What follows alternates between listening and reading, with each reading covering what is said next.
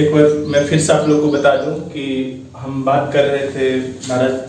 में असहयोग आंदोलन की। हम लोगों ने पढ़ा कि असहयोग आंदोलन की शुरुआत कैसे हुई, उसके पीछे क्या क्या कारण थे। हम लोगों ने जाना कि महात्मा गांधी के द्वारा इस आंदोलन को इस तरह से एक जन आंदोलन के रूप में परिवर्तित किया गया, और हम लोगों ने ये भी जाना कि किस तरह से देश के प्रत्येक वर्ग के लोगों ने इस आंदोलन में बढ़ चढ़कर भाग लिया। और सिर्फ उतना ही नहीं, ऐसा प्रतीत हो रहा था कि महात्मा गांधी के द्वारा जो दिया गया लक्ष्य था कि 12 माह के अंदर हमें स्वराज की प्राप्ति कर लेनी है, वो अब दिन दूर नहीं लग रहा था। पर शायद भारतीय स्वतंत्रता संग्राम में ये जो आने वाली घटना थी, जो जिसे चौरा-चौरी कांड कहते हैं, उसके बारे में किसी को ज्ञात नहीं था। पर जो होना होता है उसे कोई नहीं रोक सकता है। तो जो घटनाएं हुई 5 फरवरी की, वो बेहद ही दुखद थी, दिल को दहला देने वाली भी थी। चाहे वो कोई भी देश हो, कोई भी व्यक्ति हो, महात्मा गांधी का जो सत्याग्रह का जो सिद्धांत था, जो अहिंसा का सिद्धांत था, वो यही सिखाता था कि चाहे व्यक्ति कोई भी हो, चाहे वो आपका दुश्मन ही क्यों ना हो, हमें सभी व्यक्तियों से प्यार करना चाहिए। और शायद इसी कारण से वो दुखी होकर इस आंदोलन को बीच में ही रोकने के लिए विवश हो जाते हैं। खैर, आंदोलन के समाप्त हो जाने के बाद भी हम देखते हैं कि आखिर उस आंदोलन का प्रभाव भारतीय राजनीति पर क्या पड़ा, आखिर उसके प्रभाव कौन कौन से प्रभाव पड़े जो आने वाले समय में भारतीय स्वतंत्रता संग्राम को नई दिशा दे रहे थे।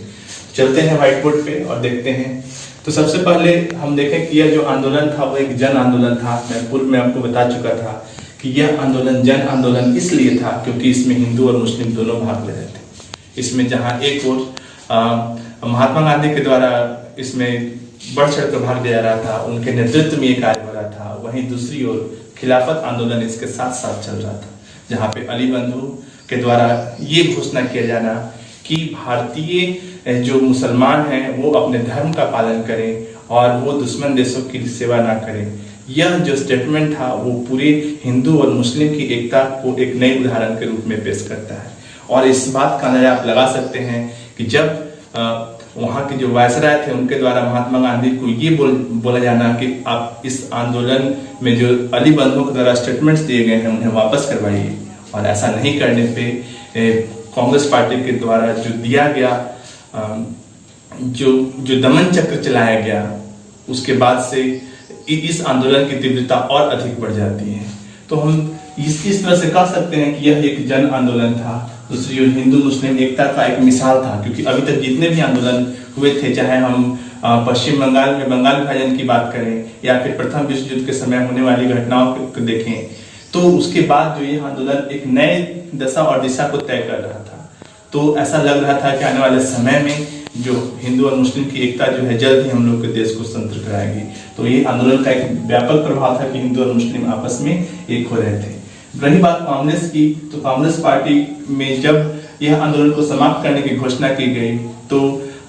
दिल्ली के अधिवेशन में वहां के जो अध्यक्ष के द्वारा जो निंदा प्रस्ताव लाया गया, और उसके बाद से जो कांग्रेस पार्टी के जो वरिष्ठ नेता थे,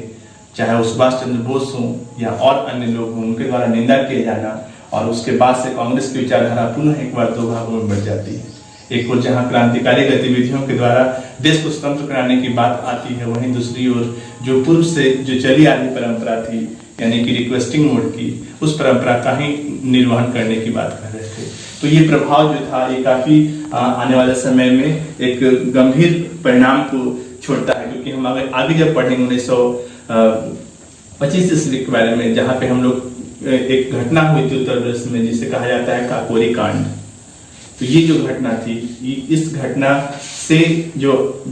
घटना के बाद चाहे वो भगत सिंह हो, चाहे सुभाष चंद्र बोस हो, उनकी एक भारतीय राजनीति में एक अलग पहचान बनती है। तो हम आगे चलते हैं और हम देखते हैं कि अगला क्या प्रभाव पड़ा। तो ये जो आंदोलन चला था उसमें एक और चीज देखने को मिला कि कुटीर उद्योगों को प्रोत्साहन करने की बात महात्मा गांधी के द्वारा की गई थी। इसलिए की गई थी क्योंकि जो आंदोलन था उसमें स्वदेशी वस्तुओं के और स्वदेशी संस्थाओं के विकास की बात हो रही थी, क्योंकि जब सरकारी चीजों का हम बहिष्कार कर रहे थे तो हमारे लिए आवश्यक था कि हम अपने लिए स्वरोजगार की व्यवस्था करें। और इसमें एक नई चीज देखने को मिली कि आर्थिक रूप से हम ब्रिटिश गवर्नमेंट्स पे निर्भर ना रहे, इसलिए अन्य क्षेत्रों में या कांग्रेस पार्टी के द्वारा जो है जो कुटीर उद्योग थे उनके विकास या उनके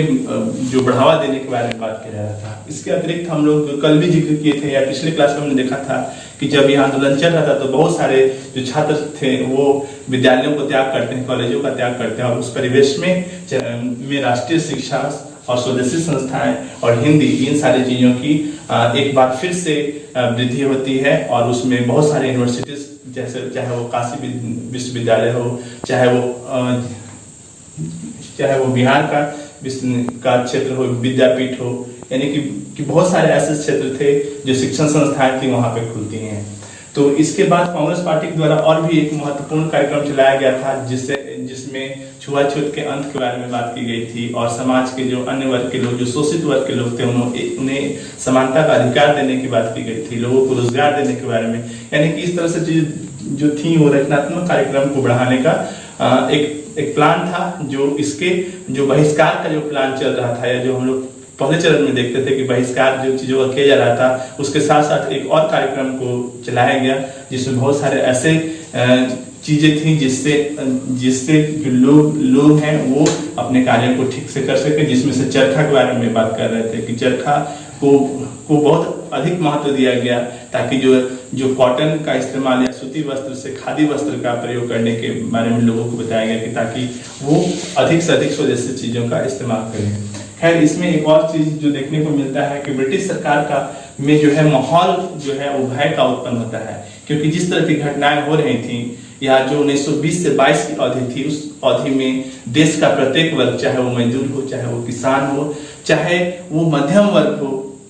ये सारे वर्ग के लोग एक साथ बढ़ चढ़कर इस कार्यक्रम में या इस आंदोलन में हिस्सा ले रहे थे। तो अंग्रेजों को भी ये लगने लगा कि अब वो दिन लगता है दूर नहीं है कि जब हमें भारत छोड़कर जाना पड़ेगा। तो ये मानसिकता लोगों के मन में या ब्रिटिश गवर्नमेंट के मन में आ चुकी थी कि हमें जल्द ही या तो इन लोगों के साथ संवैधानिक सुधार करना होगा, अन्यथा हमें यहाँ से छोड़कर वापस जाना होगा, यानी कि भारत को स्वतंत्र करना होगा। तो ये एक व्यापक प्रभाव था। आगे हम देखते हैं कि 1923 ईस्वी में यहाँ पे एक और राजनीतिक दल का उदय होता है जिसका नाम था स्वराज दल, और यह जो दल था जिसके हेड जो थे या जिसके नेतृत्व करता थे वो चित्तरंजन दास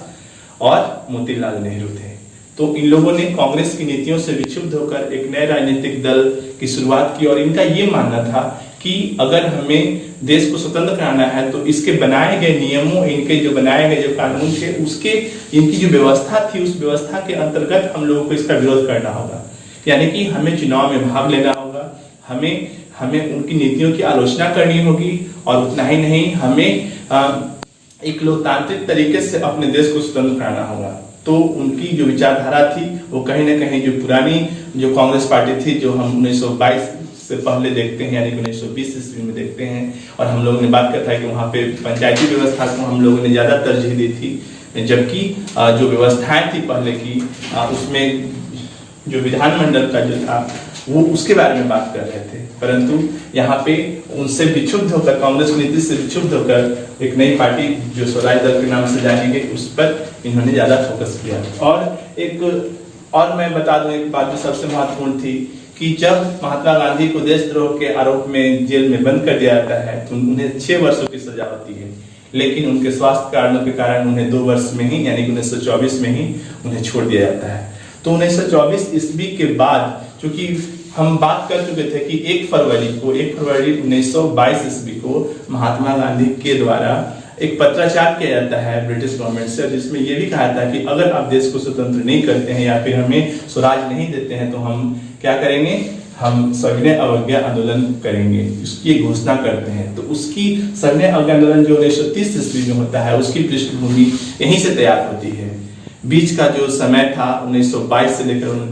1930 ईस्वी के बीच में, उसमें कांग्रेस के द्वारा कई रचनात्मक कार्यक्रम किए जाते हैं, परंतु जो सविनय अवज्ञा आंदोलन की जो पृष्ठभूमि थी या उसकी गाथा थी यहीं से आरंभ होती है। तो हम इस प्रकार देखते हैं कि सविनय अवज्ञा आंदोलन की अगर हम समावेश करें या उसकी समालोचना करें तो आपको ये ज्ञात होगा कि भारत का पहला ऐसा जन आंदोलन था जिसकी शुरुआत महात्मा गांधी करते हैं, और महात्मा गांधी के द्वारा इस आंदोलन की शुरुआत करने से गांधी युग का भी आरंभ होता है। और जहाँ गांधी युग का आरंभ होता है तो वहां से कांग्रेस की जो पुरानी विचारधारा थी उस विचारधारा को त्याग कर अब ब्रिटिश सरकार के साथ आमने और सामने की लड़ाई की बात चलती है। पहले जो रिक्वेस्टिंग मोड में या जो निवेदन करके सत्याग्रह करके जो हमारे देश की स्वतंत्रता की मांग कर रहे थे, अब वो चीजें वहां पे नहीं होती हैं। अर्थात कहने का मतलब ये है कि अब जो है इस आंदोलन ने पूरे भारतीयों के मन में देश प्रेम और देश को जल्दी स्वतंत्र कराने की लालसा को और तीव्र कर दी। तो हम अब अगले चरण में हम जब अपने नेक्स्ट वीडियो पढ़ेंगे तो उसमें जानेंगे कि 1922 से 1930 ईस्वी के बीच में कौन सी ऐसी घटना हुई। तो उसमें एक जिक्र आता है खासकर 10th और 12th क्लास के बच्चों के लिए साइमन कमीशन के बारे में। हम जानेंगे अगले वीडियो में साइमन कमीशन भारत में क्यों आया और यहाँ आने पर उसके साथ क्या क्या घटनाएं घटी। और फिर हम जानेंगे इस आंदोलन के बारे में जिसे सभी ने अवज्ञा आंदोलन कहते हैं, या जिसे नमक सत्याग्रह के बारे में जानते हैं। Thank you.